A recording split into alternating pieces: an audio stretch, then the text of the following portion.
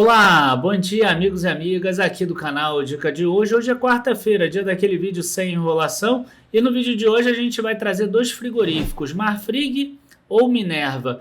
Qual deles se dá melhor com o acordo que foi feito agora nessa semana? Marfrig vendendo alguns ativos na América do Sul para Minerva Foods, Marfrig conseguindo reduzir o seu endividamento, enquanto isso Minerva Foods aumenta a exposição dela aqui dentro da América do Sul, se tornando o principal player exportador para a China, que é um dos mercados que mais cresce do mundo, mas aumentando a dívida por outro lado. Qual dos dois se dá melhor com esse acordo, com esse deal? Logo depois da vinheta a gente descobre isso. Curta o vídeo, se inscreva no canal e a gente já sabe que é muito importante teu comentário e que você compartilhe esse vídeo para todo mundo. A gente já começa.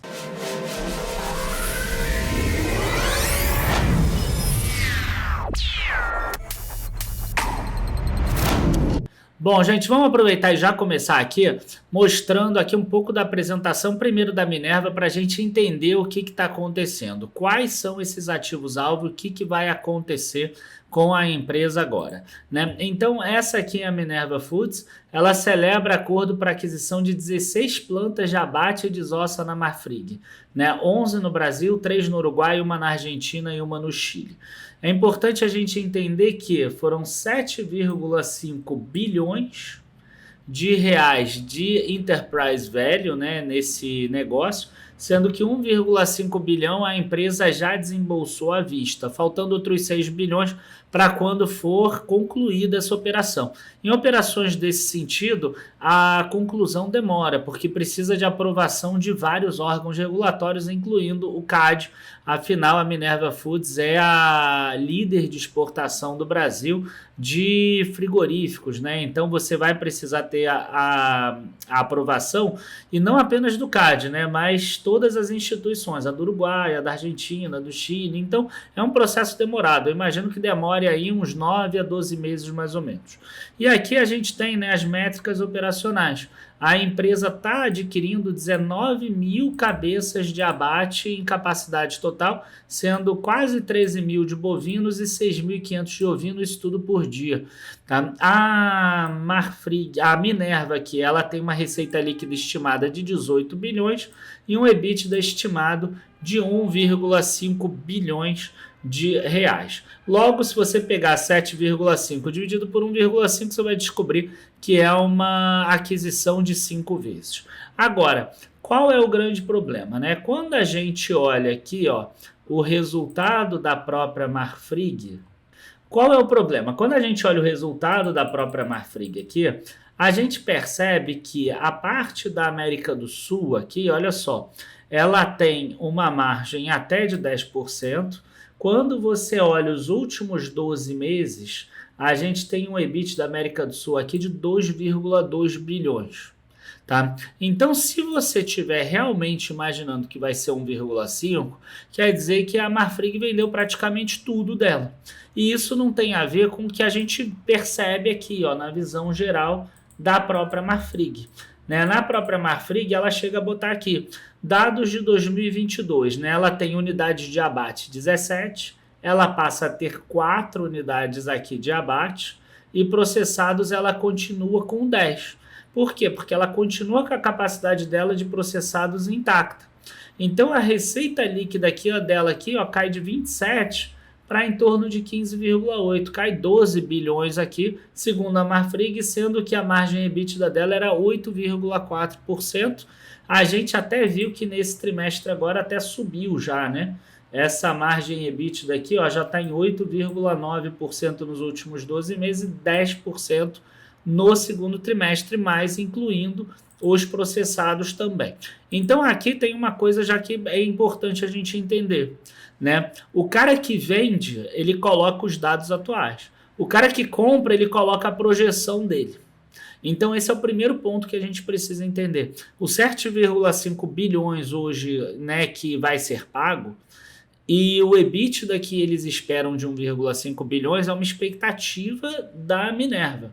Só que a Marfrig tem os dados aqui atuais. Os dados atuais mostram que esse número deve estar mais próximo de 1,2, 1,3 bilhão de EBITDA do que de 1,5.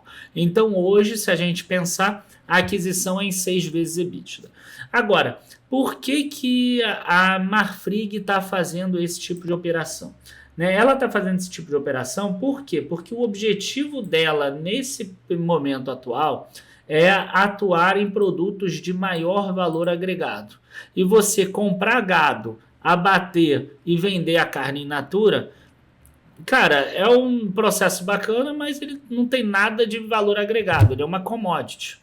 Então não faria muita diferença você comprar carne do Chile, do Uruguai, dos Estados Unidos, da Argentina, do Brasil, é uma commodity normal, igual existem outras commodities. Ela não, ela quer começar a ter produtos com maior valor agregado, tanto que ela passa para 34% de receita em produtos de maior valor agregado depois dessa venda.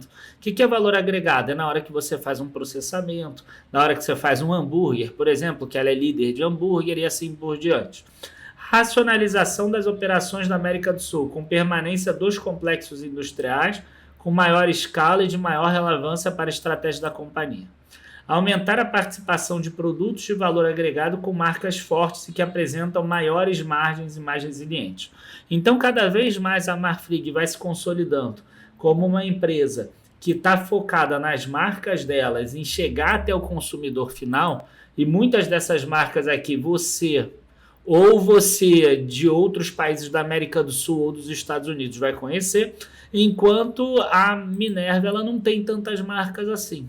Ela está mais preocupada em fazer esse trabalho sujo, que é o trabalho da commodity, ou seja, o trabalho de ser mais eficiente.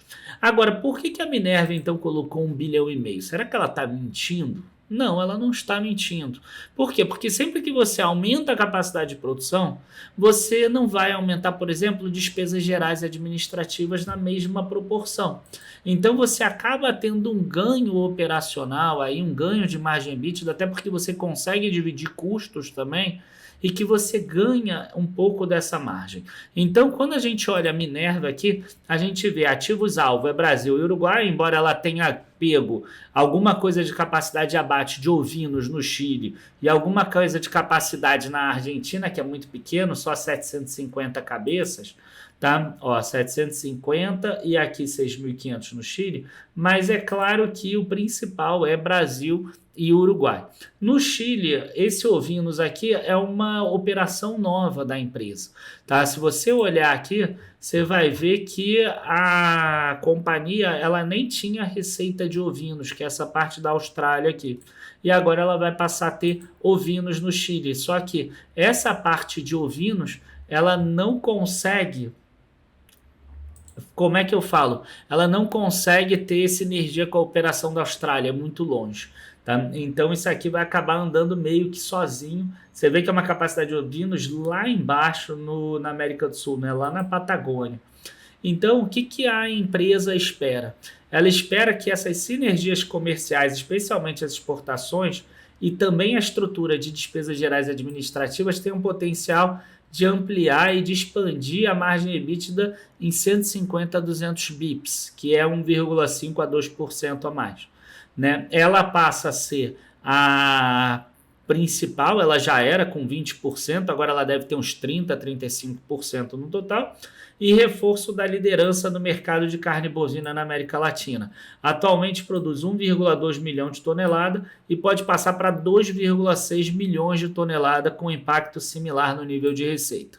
Por que 2,6? Se você só aumenta a capacidade de produção em 16 milhões, 19 mil cabeças de gado, uns 60%. Por que a receita pode aumentar mais do que 100%?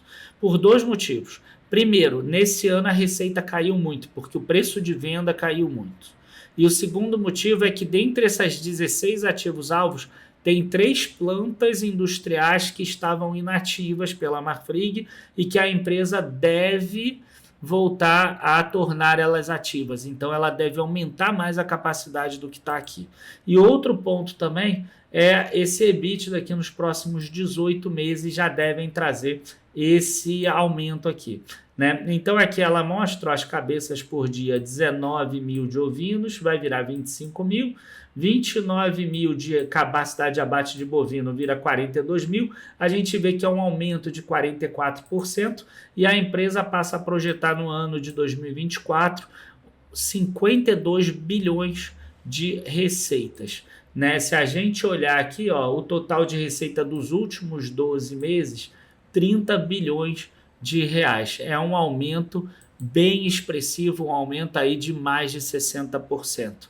O EBITDA aqui, ó, antes das sinergias 9,1%, depois das sinergias 9,8%. Então, ela já aumentando aqui no ano que vem já 0,7%, dá 5 bilhões de EBITDA aqui. Então, se a gente imaginar esses 5 bilhões com uma dívida agora de 13, a gente ainda tem uma alavancagem de 2,55 vezes. Então, vamos lá, porque esse vídeo já está ficando longo demais. Qual a minha opinião final? A minha opinião final é o seguinte, para a Marfrig é mais favorável no curto prazo. Por quê? Porque no curto prazo, a Marfrig vai conseguir ter aquela redução do endividamento dela, somando com a emissão que ela está fazendo agora de ações, que vai acabar injetando 2 bilhões e 200 milhões na empresa, ela vai conseguir injetar 2 bilhões e 200 de emissão, já vai entrar 1,5 bilhão do sinal dessa operação e depois vai entrar mais 6 bilhões. A dívida hoje que está ali em 47 bilhões mais ou menos, ela já diminui bastante com isso. Tá? Então a Marfrig ela volta a respirar um pouco e ela pode se concentrar naquilo que ela acha que é mais interessante. Tá? Agora, para a Minerva, no curto prazo, ela aumenta muito o endividamento e a gente já vai perceber isso no próximo trimestre. Só que, quando a gente para olhar o longo prazo, para a Minerva parece ser muito mais interessante, porque ela vira aqui muito consolidada, a maior exportadora do Brasil. A gente tem um mercado chinês que nos últimos 3 anos está parado em termos de aumento de consumo, mas isso acontece às vezes e depois ele dá um bump para cima. Né? Principalmente depois que acabar essa questão de crise, deve aumentar de novo esse consumo e a Minerva vai conseguir pegar isso. Além do mais, ela vai ganhar com sinergias. A gente percebe que os ganhos da Minerva estão mais restritos ao longo prazo. Quer dizer, a gente vai começar a enxergar eles mais do que 18 meses para frente. Enquanto os da Marfrig, a gente já vai enxergar alguma coisa assim. Para terminar esse vídeo de hoje, eu quero aproveitar e falar o seguinte, né? Existe um ditado que fala assim, vão-se os anéis e ficam os dedos. Né? Às vezes, uma empresa ela gosta muito dos ativos dela. Só que quando ela tem um endividamento tão alto quanto é o caso da Marfrig, ela precisa, às vezes, vender alguns ativos. E esses ativos nem sempre é o que ela quer vender. Ela vai ter que vender aquilo que o mercado quer comprar, porque ela não pode escolher na hora que ela está com uma dívida muito grande. Ela até conseguiu negociar bem, a gente viu aqui um EV/EBITDA de 5 vezes, é ok, é mais ou menos quanto tanto a Marfrig quanto a Minerva estão sendo negociadas hoje. Tá? Mas é interessante a gente perceber isso. Na hora que a empresa está muito endividada, ela fica numa situação que é um pouco mais... que ela acaba não tendo tanta facilidade para poder negociar assim. Ela fica meio que nas cordas, né? Como se fala no jargão do pugilismo. Então, acabou que a Minerva aproveita essa operação e se ela conseguir gerar o caixa que ela imagina, realmente vai ser uma boa operação. Enfim, pessoal, abraços.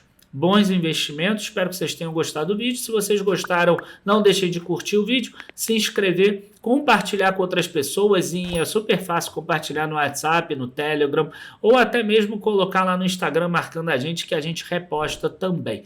Tá? Nosso Instagram é @dicadehoje_7 e a gente sempre faz o vídeo de quarta-feira baseado nas perguntas. Mas como surgiu esse deal aqui que eu acho que é interessante, as perguntas foram no domingo, esse acordo saiu depois, eu acabei fazendo sobre esse acordo, eu espero que vocês tenham gostado. Tchau, tchau, pessoal, abraços e bons investimentos.